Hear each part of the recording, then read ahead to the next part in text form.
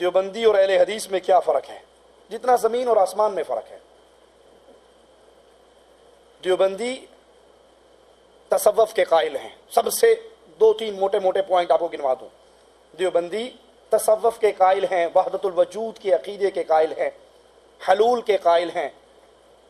وہ اشرف علی تھانوی ہو، وہ قاسم نانوتوی ہو، وہ مولوی زکریا صاحب ہوں، وہ رشید احمد گنگوہی ہوں، جتنے کبار علماء دیوبند گزرے ہیں یہ سب کے سب وحدت الوجود کے کفریہ عقیدے کے قائل ہیں، اور اہل حدیث اس عقیدے کو کہ ہر چیز ہی اللہ ہے، نعوذ باللہ ثم نعوذ باللہ۔ اشرف علی تھانوی صاحب اپنی کتاب کے اندر ایک صوفی صاحب کا قصہ لکھتے ہیں کہ ایک مواحد کے پاس، اس کو تھانوی صاحب نے مواحد کا لفظ قرار دیا کہ اس مواحد کے پاس ایک شخص آیا، ایک پلیٹ میں گندگی پاخانہ لے کر آیا اور ایک پلیٹ میں حلوہ لے کر آیا، اور کہا اس صوفی صاحب سے کہ اگر ہر چیز ہی وہ ہے، ہر چیز ہی اللہ ہے، نعوذ باللہ ثم نعوذ باللہ، تو یہ ایک پلیٹ میں گندگی ہے، ایک میں حلوہ ہے، دونوں کھا کر دکھاؤ۔ اشرف علی تھانوی صاحب لکھتے ہیں امداد المشتاق کتاب میں کہ اس مولوی صاحب نے بس شکل مولوی حلوہ کھا لیا اور پھر اپنی شکل تبدیل کر کے سور کی شکل میں آ کر وہ گندگی کھا لی اور کہا یہ بھی وہی ہے، وہ بھی وہی ہے، سب وہی ہے۔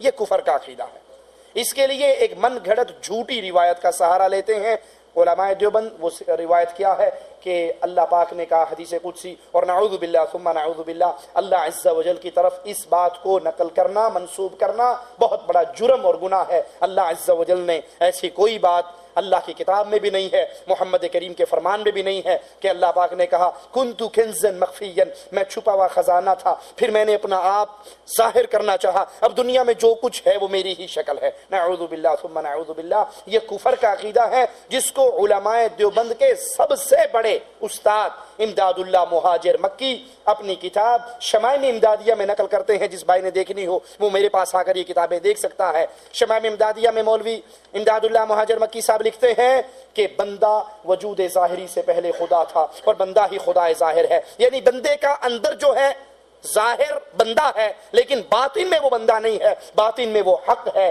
ظاہر بندہ باطن حق، اندروں اللہ باروں بندہ۔ یہ کفر کا عقیدہ ہے جو تمام علماء دیوبند کا ہے، اور اہل حدیث علماء قرآن و حدیث کے دلائل کی بنیاد پر اس عقیدے کو کفر کہتے ہیں۔